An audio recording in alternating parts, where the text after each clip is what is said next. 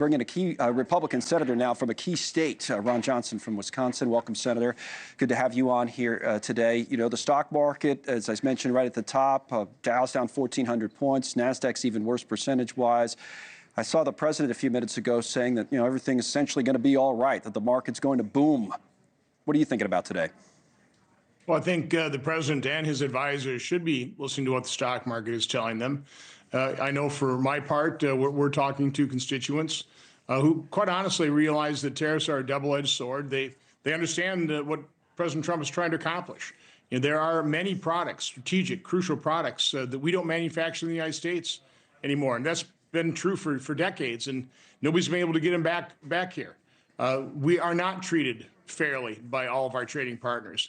And so many of the goals that President Trump has established here, people who are even being harmed by the tariffs agree with the goals. They obviously don't like the harm. So tariffs are a double-edged sword.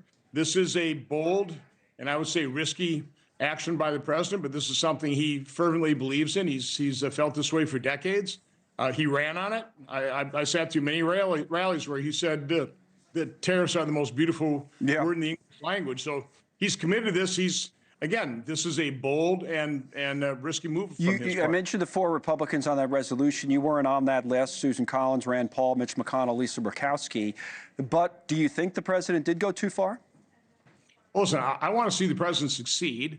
I'm not going to join with Democrats trying to poke a stick in his eye or try and damage him.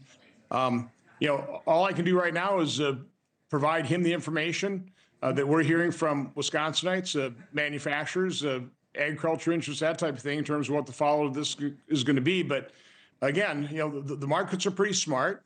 We'll see whether they recover or not, whether people view this as a buying opportunity, that things level out.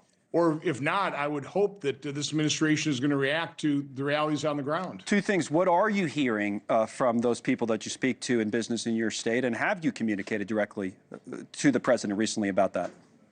Well, first of all, one of the things we're hearing is that there are commitments for trillions of dollars of investment here in the United States. That's what President Trump wanted. Some of these countries are lowering, if not eliminating, their tariffs. Those are the benefits. You know, the downside, obviously, is going to be the cost of components, make them less competitive in the global market, force them to drive up prices to their customers. President Trump is fully aware of the fact that one of the main reasons he won is because inflation was too high. I don't think he or his team wanted to spark inflation either. So again, these are he and his advisors are smart people. They're aware of you know, certainly the short-term impact of this. They believe the long-term gain is well worth it. I hope they're right. I was talking to the ambassador about this. Is there room for negotiation? I mean, the White House has been saying, no, there's not. We want to rework global trade, basically. Again, these are the highest tariff rates we've had going back to the 30s, right? So, or do you think this is still a negotiating tool, that there's going to be room for more movement? Well, again, I'm an unabashed, free but fair trader. And so I'm always hoping that people lower their trade barriers. And you also have to realize it's not just tariffs. There are maybe even more destructive non-tariff barriers that are hard to calculate.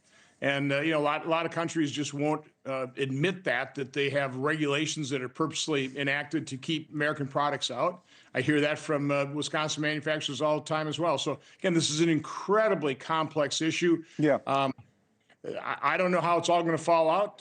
I certainly understand the turmoil and disruption in the markets right now. That's not good. I mean, do you take that as a disapproval for the policy? That's what your colleague Rand Paul said, that's basically, you know, investors saying we disapprove of what you did, Mr. President. Do you agree with that? And do you think we're headed towards recession? Well, I think the stock market is pointing out that people are concerned, and it is disruptive. I've come from the business world. You like stability. You know, one of the things we should have done is a multiple-step process on reconciliation. We should have already taken an automatic massive tax increase off the table. We haven't done that yet. So again, I'm all about trying to provide as much certainty as possible, but recognizing there are problems that need to be addressed. This is a massive tax increase, isn't it? I'm not exactly sure what the inflationary impact is going to be on this. You know, again, imports aren't, I don't think, any more than 15% of total consumption. So even a 10% tariff on all imports would not be that particularly inflationary. It'd be a one-time event. Again, I just don't know how this all ends up. All I do know is the president is well aware of the fact that Americans do not want prices to rise. Thanks so much for watching. Just go to joinnn.com to find NewsNation on your television provider. And don't forget to click the red subscribe button below to get more of NewsNation's fact-driven, unbiased coverage.